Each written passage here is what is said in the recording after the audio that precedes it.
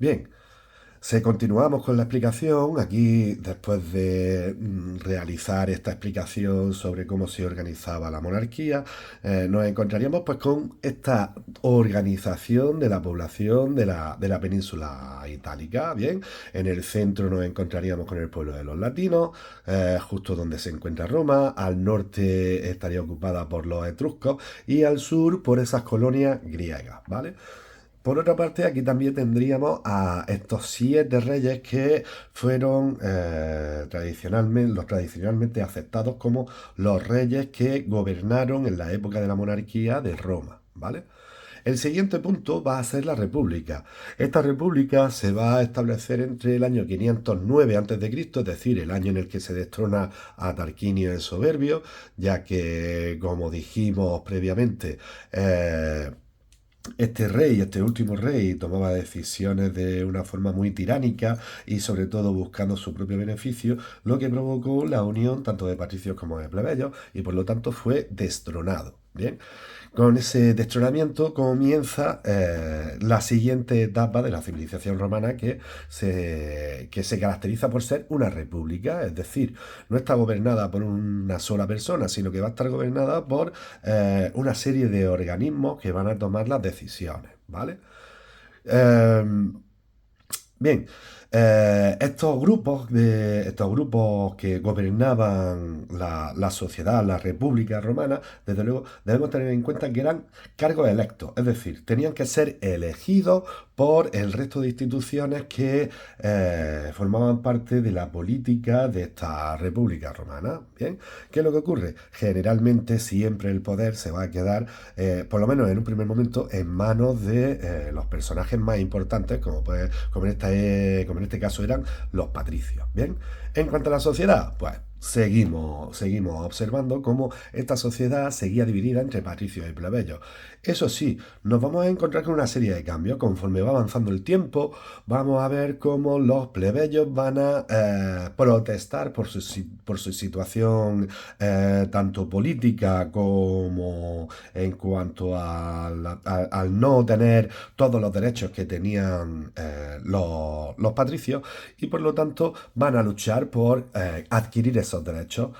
De esas luchas van a conseguir lograr tener a un representante que defendiera sus intereses ante el Senado, que sería el tribuno de la plebe. Bien, posteriormente, a partir del siglo IV, estos plebeyos van a seguir luchando por sus intereses y por fin van a conseguir formar parte de la magistratura. Es decir, mientras que previamente eran los patricios eran las únicas personas que podían acceder a cargos públicos, a la magistratura, a partir del siglo IV los plebeyos van a conseguir poder ser representantes de esa magistratura, es decir, cualquier persona de un origen plebeyo podría llegar a estar nombrado en una de las magistraturas que veremos más adelante. Bien, por otra parte, las mujeres, como sabéis, durante toda la época antigua, pues van a tener bastante pocos derechos, si no ninguno. Eso sí, podían tener propiedades y participar en actos religiosos, pero en cuanto a la vida política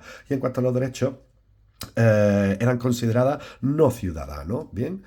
¿Qué es lo que ocurre con los esclavos? Lo mismo que hemos visto que en la monarquía, debido a que no había una gran expansión territorial, el número de esclavos y por lo tanto de libertos, es decir, esclavos liberados, era muy poco numeroso. Con la república sí que vamos a ver cómo se produce un aumento del territorio.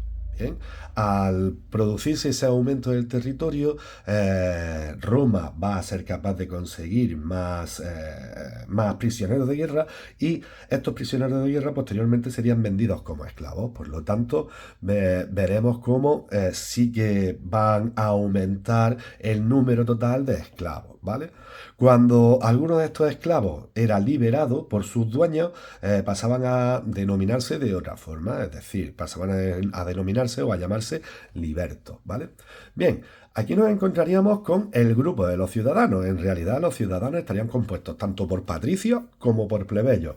Los que no eran ciudadanos, como hemos visto previamente, bueno, como lo veremos ahora posteriormente, serían tanto los extranjeros como los esclavos y los libertos. Bien, aquí aparece pues como una especie de esquema, resumen de la situación tanto de los patricios como de los plebeyos, ¿vale? Los patricios eran las personas más importantes de la sociedad romana, por lo tanto pues, tenían derechos tanto sociales como políticos, mientras que los plebeyos en un primer momento esos derechos no los tenían, lo que va a producir que este grupo de plebeyos se rebelara contra esa situación que consideraban injusta y que va a conseguir que en el siglo V pudieran estar representados ante el Senado por el tribuno de la plebe y posteriormente, un siglo después, en el siglo IV, ya sí que pudieran acceder a todos esos puestos importantes que daban acceso al gobierno o por lo menos a acciones importantes del gobierno como serían los magistrados, ¿vale? Bien, aquí nos encontraríamos con esta sociedad, como hemos dicho antes, nos encontraríamos tanto a patricios como a, bueno, sobre todo aquí a los patricios y plebeyos ricos. Por otra parte nos encontraremos con los plebeyos, que serían los ciudadanos, mientras que los no ciudadanos serían esos libertos, esclavos y también extranjeros, que no aparecen en este esquema, ¿vale? En cuanto a la organización política, ¿cómo se organizaba políticamente esta sociedad republicana? Como hemos dicho, estamos en una república, por lo tanto no hay reyes, no hay monarquía. Bien, aquí lo que va a ocurrir es que esas acciones de gobierno que antes desarrollaban los reyes ahora van a estar realizadas por representantes del pueblo que van a ser elegidos tanto por el Senado como por los comicios, ¿vale? Es decir, la asamblea, ¿bien? Desde luego, estos cargos eran temporales, no eran de por vida, ¿bien? Y vamos a ver cómo todos esos cargos de gobierno, todos esos cargos políticos van a estar divididos en diferentes instituciones. Por una parte, nos encontraríamos con el Senado, ese Senado que previamente estaba formado por los 300 ancianos más importantes de la sociedad romana, ahora siguen siendo ciudadanos importantes de la sociedad romana, pero no tenían por qué ser esos 300 ancianos, ¿vale? Sobre todo, eran los que trataban los asuntos más importantes, como la política exterior, la política de conquista, Hacienda, el elegir y votar las leyes. Por otra parte, nos encontramos con las asambleas de ciudadanos o los comicios, ¿vale? Bien, estos comicios era donde se votaban las leyes también y además se elegían a los magistrados, es decir, a las personas que ocupaban los puestos políticos más importantes de la República y que llevarían a cabo pues, todas las acciones de la política de esta República Romana. Bien. Estos representantes políticos eran denominados magistrados, ¿vale? Y eran votados por estos comicios, por estas asambleas, y además su duración en el cargo generalmente duraba un solo año, ¿bien? Vale. Estas labores de gobierno que realizaban los diferentes magistrados se dividen en cinco puestos. Por una parte, los cónsules, ¿vale? Estos se ocupaban del poder militar, tomaban las decisiones militares en cuanto a conquista, en cuanto a expansión o extensión, etcétera. Bien. Por otra parte nos encontramos con los pretores. Estos pretores eran personas que se dedicaban a administrar la justicia, ¿vale? Por otra parte, los cuestores, que eran los tesoreros, es decir, administraban la hacienda, los censores, que hacían listas de ciudadanos y vigilaban las costumbres religiosas o las costumbres de la tradición para que todo el mundo las cumpliera. Y por último, los ediles. Los ediles serían un sinónimo a lo que ahora conocemos como los alcaldes, es decir, gobernaban la ciudad, ¿bien? Bueno, aquí como siempre pues tendríamos ese esquemilla, esa asamblea o comicios en las que todos los ciudadanos votaban y se decidían las leyes, el Senado, que era un consejo de los ciudadanos de las familias más importantes, bien, y entre los dos se elegían y asesoraban a estos magistrados, como hemos visto, cónsules, pretores, cuestores, censores y ediles, ¿vale? Como nos encontraríamos aquí, ¿bien? Durante la República sí que nos vamos a encontrar con una gran expansión en comparación con la monarquía. ¿Por qué fueron capaces de extender sus territorios? Pues gracias al ejército. ¿Bien? Este ejército estaba formado por legiones y en estas legiones, en un primer momento tenían que estar